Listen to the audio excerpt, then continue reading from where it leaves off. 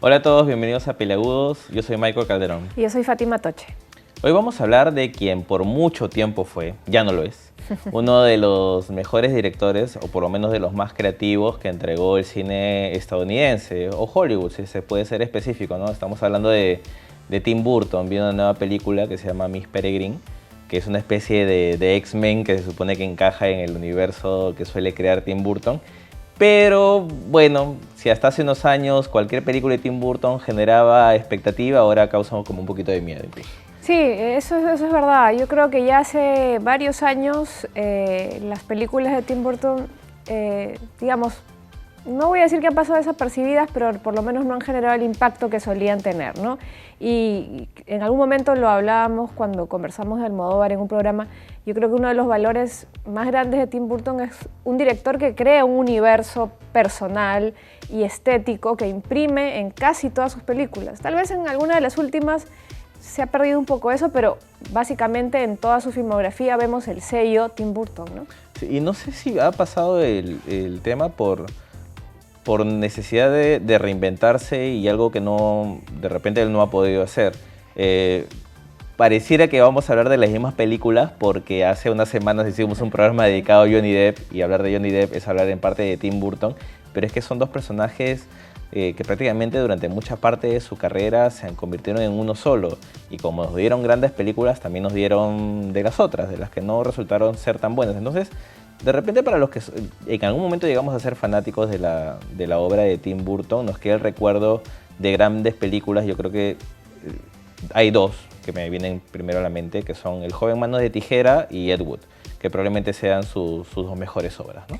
De acuerdo, incluso Beetlejuice, a mí me parece una película súper divertida y encantadora.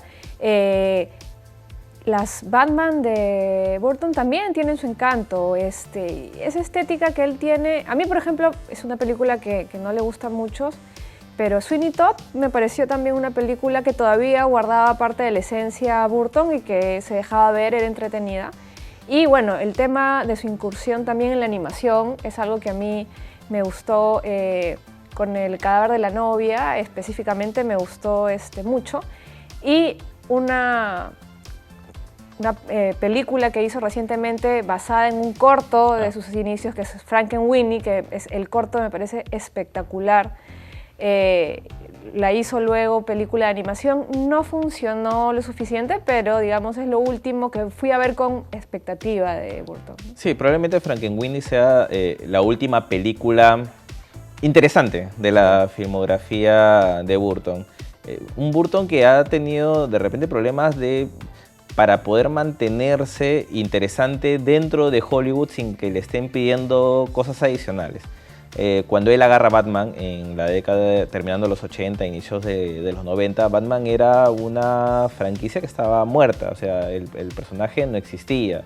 El recuerdo más reciente era el de la serie con Adam West. Entonces, digamos que tenía oportunidad para crear algo nuevo y no hacerlo responsable si las cosas salían mal. Cuando las cosas salieron bien, y a Tim Burton le fue bien con las dos primeras Batman, le dijeron, bueno, ¿sabes qué? Creo que el siguiente paso ya no lo podemos dar contigo. De ahí Tim Burton nos jugó mal y él fue el que le recomendó a Joel Schumacher, a la gente de Warner, en una es el caballo de Troya de Tim Burton era Joel Schumacher.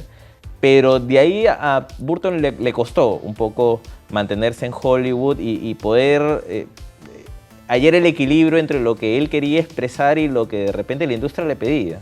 Sí, yo creo que es eso, ¿no? Él tal vez es de esos directores que están tan ensimismados en su universo personal, en lo que ellos quieren mostrar y cómo lo quieren mostrar, porque incluso tienen actores fetiche que aparecen prácticamente en todas sus películas, que sí, efectivamente, en la disyuntiva de seguir siendo cine Burton, que solamente le va a gustar a los fans de este tipo de cine, y tratar de incursionar en otros matices, yo creo que ahí se quedó él un poco en la deriva, ¿no?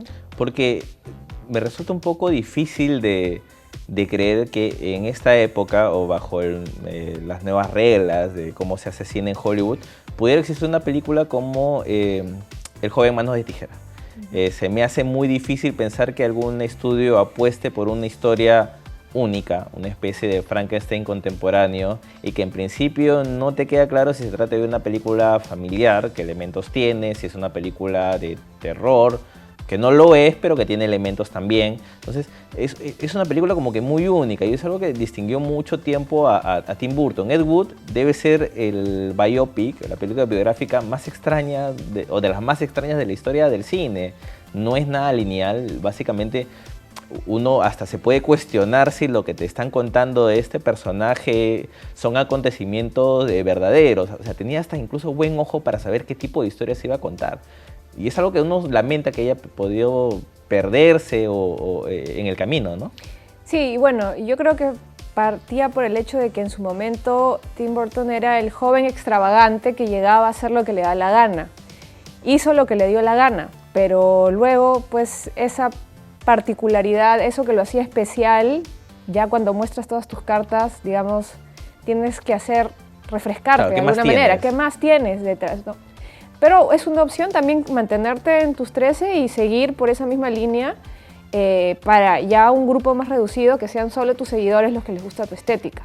Sí, y quizás en el caso de Tim Burton, él de repente, hay historias que a él lo atraen mucho y de repente él tenía toda la intención de contarlas y la manera como él pensaba hacerlas no las llegó a ejecutar como lo hubiera pensado. Y pienso básicamente en dos películas que no le salieron para nada bien.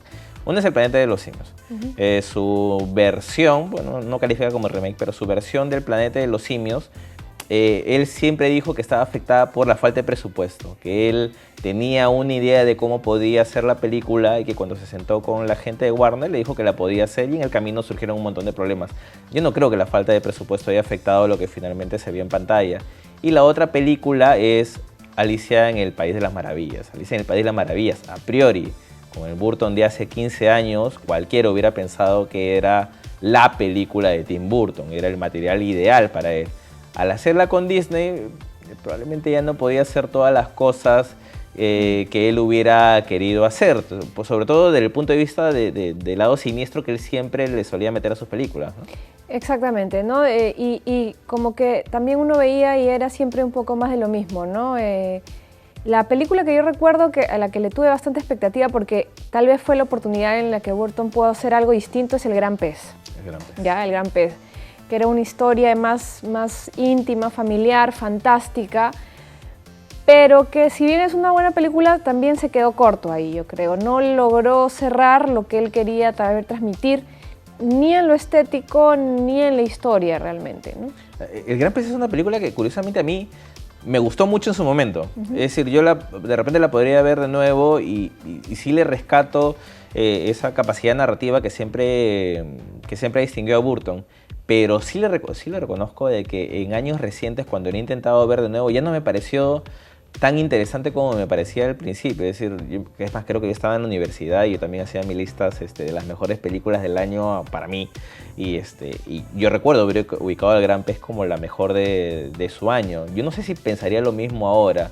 Creo que a veces cuando le tienes tanto cariño a un realizador o algún actor, lo ves como hasta con ojos románticos lo que hace. Supuesto. Y es lo que me pasó con Burton en el momento. Ahorita, ¿qué pensar o qué esperar de lo que hace Burton? Es, digamos que la expectativa es que le cierre la boca a los que piensan que su tiempo ya pasó. Y que en el caso de Miss Peregrine o lo que haga más adelante, poder recuperar al Tim Burton que por mucho tiempo ocupó la imaginación de muchas personas, porque creo que eso era uno de los valores que tenía Burton, ¿no? Que era capaz de llevar a cabo películas que para muchos podrían parecer irrealizables o que no tendrían espacio en una cartelera comercial. Y claro, y con Tim Burton a mí me pasa que, o sea, siempre le voy a dar el beneficio de la duda, siempre voy a ir pensando, tal vez esta es la película que trae de vuelta al Tim Burton que nosotros hemos querido, ¿no? Y con estas películas entrañables que ya hemos mencionado, siempre le daré el beneficio de la duda, vamos a ver si logra, digamos, reencaminarse o buscar un nuevo rumbo que... Pero es duro cuando no pasa, ¿no? Es muy duro cuando no pasa, es muy duro cuando no pasa. Yo creo que la última película que, claro, que fui con esa expectativa, a pesar de que, sabiendo que era basada en una historia real, como Big Eyes, fui con mucha expectativa y bueno, es una película que se deja ver, sí, pero no te mueve nada, a mi modo de ver. Sí, y en el caso de Big Eyes lo que pasaba es que, es cierto, o sea, no parecía ni siquiera una película de Tim Burton. No, si lo hubiera hecho un NN, probablemente el resultado Sí, hubiera sido el mismo. hubiera sido el mismo. Entonces, ¿qué esperar de Tim Burton? Lo que ya mencionamos, que nos calle la boca, o por lo menos que, si él no tiene nada que demostrar a nadie probablemente, pero que sí haga alguna película que a los que son bastante fanáticos piensen que lo pueden tener de vuelta, ¿no? Esa es la Claro, expectativa. que llegue al extremo nuevamente, que busque sus orígenes. Yo creo que eso le haría muy bien. Y mientras esperamos que esa película llegue, de repente es Miss Peregrine, ojalá. Bueno, con nosotros ya acabó este Peleagudos y nos veremos la próxima oportunidad. Chao. Chao, chao.